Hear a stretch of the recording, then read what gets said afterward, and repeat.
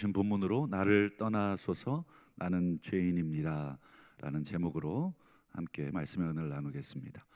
오늘 본문의 내용은 잘 아시는 내용이죠. 하지만 동시에 좀 이상한 내용이기도 합니다. 물고기 잡는 베드로를 찾아가셔서 제자로 부르시는 그런 내용이죠. 뭐가 이상하냐면 어쨌든 베드로를 찾아가서 많은 물고기를 예수님이 잡게 도와줬습니다. 그 깊은 데로 가서 그물을 내려라. 보통 여러분 누군가가 이렇게 도움을 주어서 뭐 물고기를 많이 잡게 해주었으면 보통은 어떻게 대답을 하는 것이 정상입니까? 감사하다, 고맙다. 이게 기본적인 사람의 반응이죠. 그런데 베드로가 하는 말이 우리 8절을 한번 보실까요? 뭐라고 얘기합니까? 나를 떠나 달라고. 나는 죄인이라고. 이게 도대체 정상적인 반응인가? 고맙습니다. 뭐 이렇게 이야기하면 뭐 자존심이 상하는 일인가? 그렇지 않겠죠. 근데 왜 베드로는 나를 떠나라, 나는 죄인이다 이렇게 얘기를 했을까? 그것을 이해하기 위해서는 이 표현이 무슨 뜻인지 먼저 우리가 이해를 하셔야 됩니다. 나를 떠나십시오, 나는 죄인입니다라는 요 표현은 유대식 표현입니다. 우리도 왜 각 지역마다 방언이 있고 각 나라마다 독특한 자기들의 어법이 있습니다. 이 말을 그 문화, 소위 말해서 뭐 관용적 표현, 그거는 그 나라 사람들만이 알 수 있는, 외국인들은 이게 뜻은 이해가 되는, 말은 알아듣겠는데 이게 도대체 무슨 뜻인지 그 문화에 살지 않으면 모르는 말들이 있듯이 나를 떠나달라, 나는 죄인이다라고 하는 이 말은 유대인들의 관용어인데 어떤 의미를 가지고 있냐면 나를 용서해달라 이런 뜻입니다. 여러분들이 베드로가 물고기를 많이 잡게 해준 예수님에게 감사하다가 아니라 나를 용서해달라는 말을 먼저 합니다. 이게 왜 이런 말을 하게 됐을까? 여러분, 누군가에게 용서를 구할 때는 어떤 상황입니까? 뭔가 잘못했을 때 용서를 구하게 되죠. 미안합니다. 용서해 주십시오. 내가 과거에 뭐 둘 사이에 무슨 일이 있었을 때에 그런 이야기들을 하게 됩니다. 그렇다면 오늘 베드로는 왜 예수님께 감사합니다가 아니라 용서해 달라라는 말을 했는가? 오늘은 이 부분을 우리가 함께 생각하면서 피차간의 은혜를 좀 나누려고 합니다. 여러분, 신앙생활 지금까지 쭉 해오시면서 난 단 한 번도 내가 믿는 하나님, 내가 따르는 예수님에 대해서 회의감이 없이 쭉 그대로 믿었다, 따라간다 라고 하는 분이 있을 수 있지만 대부분의 성도들은 이렇게 한두 번쯤은 신앙의 회의도 오고 내가 이렇게 예수님을 따라가는 게 정말 괜찮은가 라고 하는 이 신앙적인 회의감이 들죠. 또 직분을 맡아서 또 신앙이 점점 깊어져서 하나님이 믿어지고 예수님이 믿어져서 헌신하게 되죠. 자연스러운 현상인 것 같습니다. 신앙이 깊어지면 우리의 신앙의 대상에게 우리의 삶을 헌신하고 우리의 마음을 헌신하고자 하는 것은 마치 남녀가 서로 알아가면서 사랑이 깊어지면 서로 결혼하고 함께 하고 싶은 마음이 생기는 것과 똑같이 우리가 하나님을 사랑하고 예수님을 사랑하기 시작하면 그분을 위해서 내 삶을 드리고 싶다, 함께 하고 싶다. 그렇게 해서 여러 가지로 사랑하며 또 섬기고 그러다가 느닷없이 어떻습니까? 회의감이 들 때가 있죠. 제가 예전에 이문세 노래 중에 참 가사가 좀 독특해서 제 귀에 딱 꽂히는 가사가 하나가 있어요. 뭐 노래 제목까지는 말씀드리지 않겠습니다만 그 노래의 가사말 중에 사랑이라는 게 지겨울 때가 있지, 이런 노랫말이 있어요. 그래서 뭐 평소에 그냥 뭐 이렇게 흥얼흥얼 뭐 라디오에서 나오거나 또 듣게 되면 그냥 들었는데, 그날따라 이 노랫말이 제 귀에, 제 가슴에 딱 꽂혔습니다. 이 사랑이라는 게 지겨울 때가 있어? 라고 물어보게 됐어요. 그리고는 곰곰이 왜 작사자가 이런 노랫말을 썼을까? 작사자는 이런 노랫말을 쓸 때의 심정이 어땠을까? 여러분, 사랑이라는 게 얼마나 좋은 거예요? 사랑이라는 게 두근거리게 만들고 사람을 움직이게 만들고 살아갈 이유를 주잖아요. 그런 사랑이라는 것도, 그렇게 좋은 것도 때로는 어떤가, 지겨울 때가 있다. 이 지겹다는 게 뭐 여러 가지 의미가 있겠습니다만 힘들 때가 있고, 정말 사랑이 어렵구나, 누군가를 사랑한다는 것이, 그래서 그의 인생을 함께 한다는 것이 때로는 책임을 진다는 것이 어려운 일이고 무거운 일이고, 그래서 혼자 살고 싶고, 요즘 젊은 친구들이 왜 혼자 사냐 물어보면 나 하나 먹고 살기도 너무 벅차고 힘든데 같이 집을 얻어야 하고, 그리고 자녀들은 왜 안 낳냐 물어보면 우리 둘이 먹고 살기도 힘든데 자녀들까지 어떻게 키우느냐, 너무너무 현실이 빡빡하다는 거예요. 우리 아버님들 세대도 힘드셨지만 우리 젊은이들이 또 느끼는 이 힘듦이 있는 것이죠. 그래서 그들을 볼 때 화가 나기보다는 그들을 볼 때 마음이 안쓰럽습니다. 얼마나 힘들면 자신들의 가정을 포기하려고 하는 그런 마음, 그냥 혼자 살고 싶다. 어찌 보면 그런 인생의 무게감. 그래서 때로는 몇몇 젊은이들이 자신의 삶을 그냥 비극적으로 마감하고 말아버리는 그런 젊은이들도 많이 나오죠. 삶의 무게가 너무 힘들어서 내려놓고 싶은 것이죠. 우리의 신앙도 이렇게 주님 바라보고 십자가 바라보고 잘 가다가도 때로는 시험에 들고, 때로는 낙심이 되고, 때로는 넘어져서 그냥 주저앉고 싶을 때가 많죠. 우리 주변에 아마 친하게 지냈던 누군가가 신앙의 회의가 와서 지금 주님 곁을 떠나 있는, 혹 자녀들이, 혹 친구가, 혹은 부모님이, 혹은 내 자신이 그런 경험, 저도 그랬던 것 같아요. 정말 다 때려치고 싶다. 이게 내가 지금 뭐 하는 거냐라는 생각을 하곤 했습니다. 그렇다면 오늘 서론이 좀 길었습니다만 그런 분들이 계시다면 오늘 말씀으로 위로가 될 수 있기를 바라고 다시금 용기를 낼 수 있기를 바랍니다. 오늘 말씀을 이해하려면 이 사건의 순서를 좀 잘 먼저 기억해야 됩니다. 순서가 좀 필요한데요. 어제 새벽에 우리들은 어떤 사건을 봤냐면 베드로의 장모가 열병에 걸려서 그것을 예수님이 치유하시는 장면을 봤습니다. 그게 누가복음 4장입니다. 그리고 오늘 이 장모님을 치유한 다음에 오늘 읽으신 5장을 보니까 베드로가 뭐 하고 있습니까?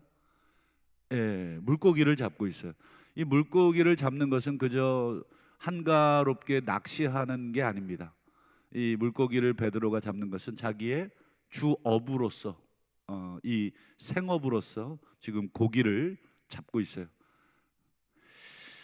그러면 베드로는 왜 물고기를 잡고 있느냐?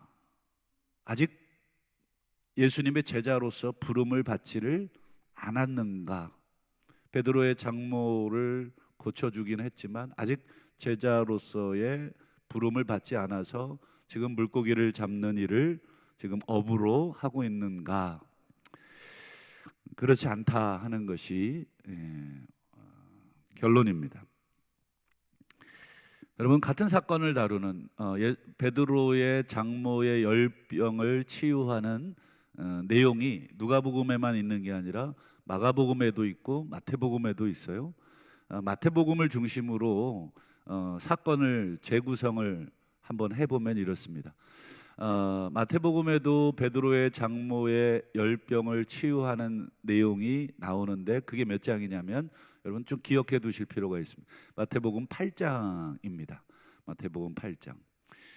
그러면 누가복음하고 비교해 보면 베드로 장모를 치유한 다음에 베드로가 물고기를 잡고 있어야 되고 예수님의 부르심을 받아야 되는데, 마태복음에 보면 베드로가 물고기를 잡고 있고 그리고 예수님의 부름을 받는 장면이 8장 이후에 나오는 게 아니라 8장 앞에 나온다는 것입니다.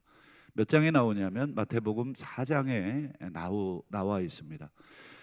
마태복음 4장에 여러분 집에 가셔서 읽어보시면 베드로가 물고기를 잡는데 그 베드로를 찾아가서 예수님께서 나를 따라오너라, 내가 너를 사람 낚는 어부가 되게 하겠다. 소위 우리로 말하면 사명, 소명을 주시는 거죠. 제자로서의 그 부르심. 그때 베드로가 아유 무슨 소리냐고, 저는 그냥 물고기나 잡겠다고, 만약에 이렇게 선사례를 쳤다면 이해가 되는데 마태복음 4장에 보면 베드로가 그물을 버려두고 예수를 따르니라. 여러분, 그물을 버려둔다는 건 잠깐 내려놨다는 게 아니라 그 생업을 뒤로 하고 예수님을 따르는 그 삶을 시작했다라는 뜻이 되겠습니다.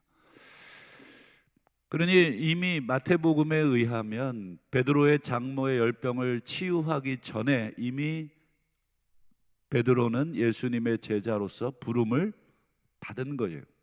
그리고 예수님을 쭉 따라다닌 것입니다. 한번 그 부분을 볼까요? 마태복음 4장 19절과 20절인데요. 제가 말씀드린 대로 그 4장 부분입니다. 나를 따라와라, 사람 낚는 어부 되게 하리라. 그물을 버려두고 예수를 따랐다. 이게 마태복음 4장입니다. 그리고 뒤에 마태복음 8장에 무슨 사건이 나와요? 베드로의 장모의 열병을 치유하시는 사건. 그러니 이미 베드로는 예수님의 제자로 부름을 받은 것입니까? 안 받은 것입니까? 받은 것이죠. 그런데 오늘 본문으로 다시 돌아가면 베드로의 장모 치유를 한 다음에 베드로가 또 지금 뭐 하고 있어요? 또 그물을 내리고 있어요. 이건 단순히 취미로 낚시하고 있는 게 아니라 다시 물고기 잡는 일을 생업으로 하고 있다 하는 것입니다. 그럼 마태복음과 누가복음을 여러분 함께 쭉 펼쳐놓고 성경을 읽어서 사건을 정리해 보면 이렇습니다. 베드로는 이미 예수님을 만났어요. 물고기를 잡고 있는 자신을 찾아온 예수님을 만났고 사람을 낚는 어부가 되게 하겠다라는 부름에 응하였고 그래서 예수님을 따라갑니다. 근데 여러분, 우리도 아까 서두에도 말씀드렸듯이 사랑이라는 것도 내가 좋아서 사랑하는 그 사람도 지겨울 때가 있고 무거울 때가 있고 포기하고 싶을 때도 있지 않습니까? 그렇듯이 여러분, 생업을 뒤로 하고 예수님을 따르는 일이 어떻겠습니까? 물론 하나님 나라의 그 귀한 일에 나를 부르셨다는 그 감사도 있지만 여러분, 집을 떠나야 하고 가족을 뒤로 해야 되고 계속 떠돌아다녀야 합니다. 그 삶이 여러분 상상만 해도 어때요? 힘들죠. 우리 일주일 해외 선교 다녀오는 것도 집 떠나서 얼마나 고생스럽습니까? 잠자리가 불편하고 먹는 게 불편하고 씻는 것도 불편하고 모든 것이 다 불편하듯이 간절히 고향 생각나고 내가 지금 여기서 뭐 하나 이런 생각 나듯이 베드로 역시 그물을 버려두고 예수님을 따라다니고 있었지만 어때요? 너무너무 힘든 것이죠. 그래서 다시 자기의 삶으로 돌아간 것입니다. 그러던 중에 예수님이 물고기를 잡고 있는 베드로를 다시 찾아오신 것입니다. 그리고 베드로는 밤새 그물을 내렸지만 아침이 될 때까지 한 마리도 잡지 못하고 그저 그물을 싣고 있는 그런 장면이죠. 그때 예수님께서 조용히 베드로의 배에 오르십니다. 그리고는 뭐라고 말씀하십니까? 우리 5장 4절을 한번 보실까요? 말씀을 마치시고 시몬에게 이르시되 깊은 데로 가서 그물을 내려 고기를 잡아라. 여러분, 베드로가 이 말을 들었을 때 심정이 어땠을까요? 지금 예수님이 자신을 처음 찾아온 게 아니라 또 찾아오신 거예요.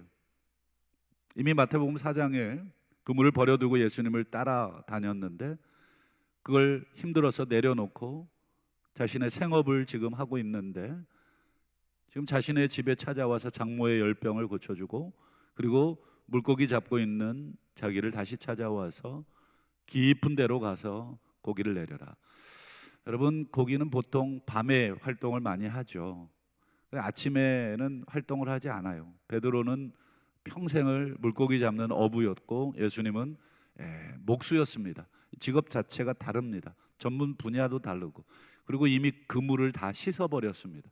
여러분, 이미 다 정리를 했는데 또 그물을 씻고 여러분 더 멀리 나가야 되고 여러분, 전문가의 소견으로 예수님의 이 말이 어떻게 들렸을까요?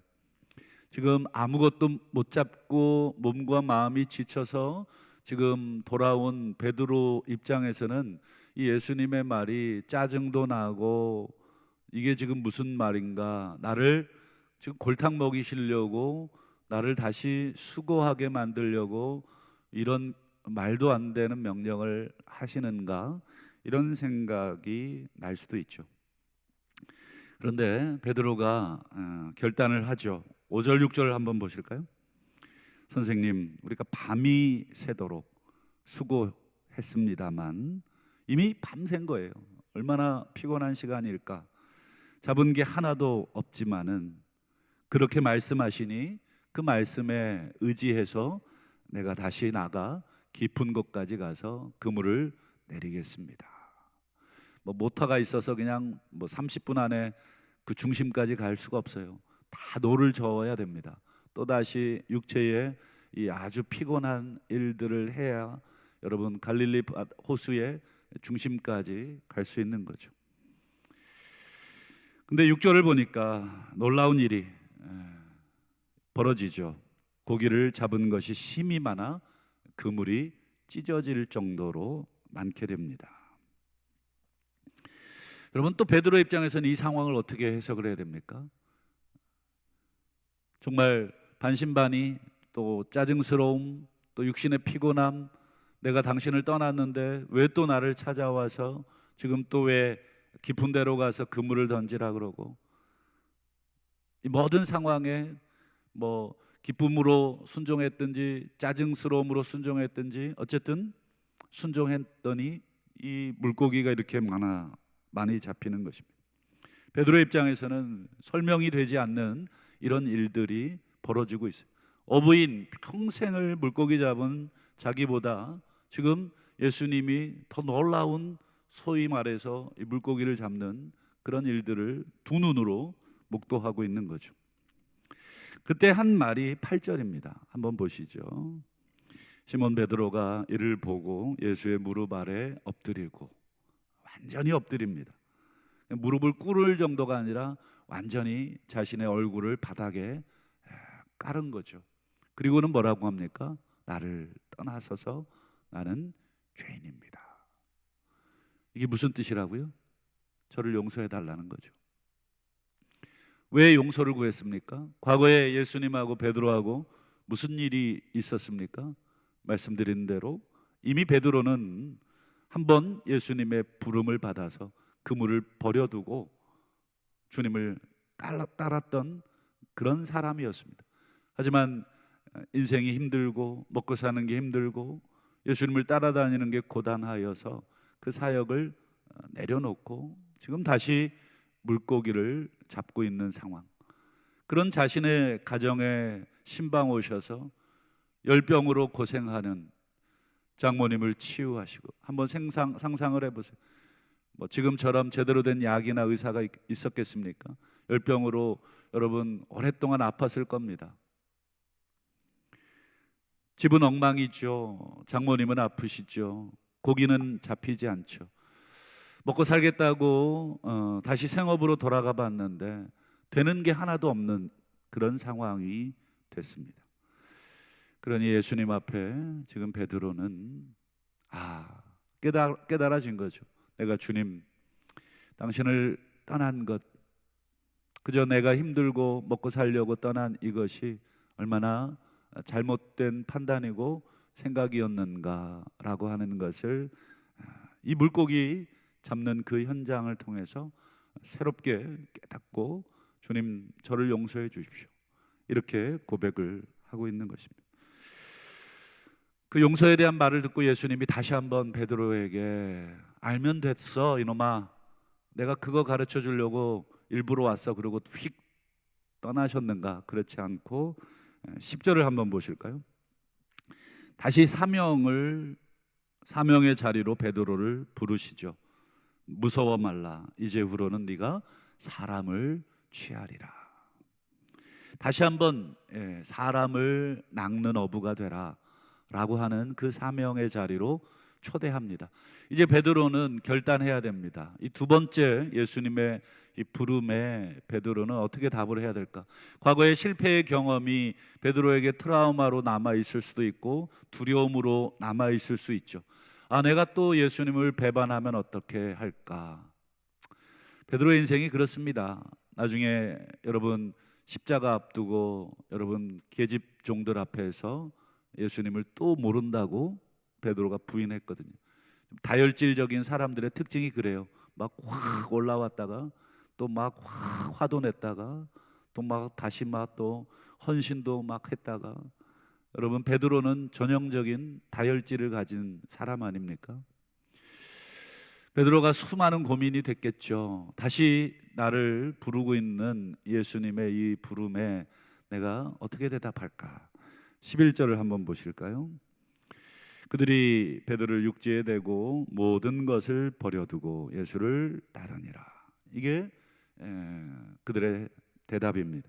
모든 것을 버려뒀다는 것은 말씀드린 것처럼 자신의 생업을 접고 예수님을 다시 제자로 따르기로 말씀을 맺겠습니다. 서두에 말씀드린 것처럼 우리가 예수를 믿고 신앙생활하는 것도 때로는 회의감이 들 때도 있고, 예수님을 사랑하고 주님을 위해서 우리 인생을 드리고 삶을 드리고 여러 가지를 섬기고 봉사하다가 그것이 낙심이 되고 지치고 여러 가지 상황과 겹쳤을 때 내가 지금 뭐 하고 있나 라고 하는 그 회의감, 그래서 다시 주님을 떠나고 싶은, 그래서 내일에 집중하고 싶은 그런 유혹도 받을 때가 많습니다.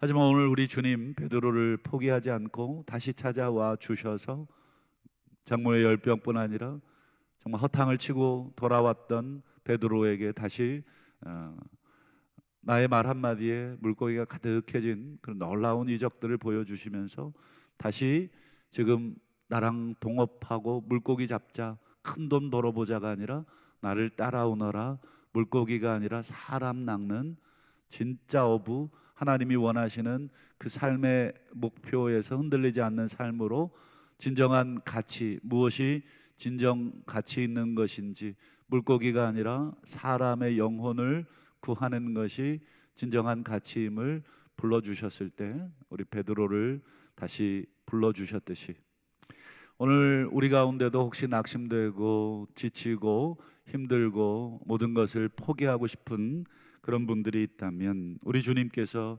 오늘 우리를 다시 찾아와 주시기를 축원합니다. 우리 주님께서 우리를 찾아와 주셔서 우리를 책망하지 아니하시고 우리에게 다시 사명을 주시기를 간절히 소원합니다.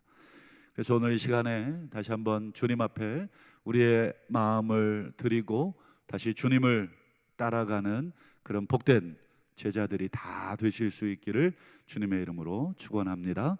기도하겠습니다.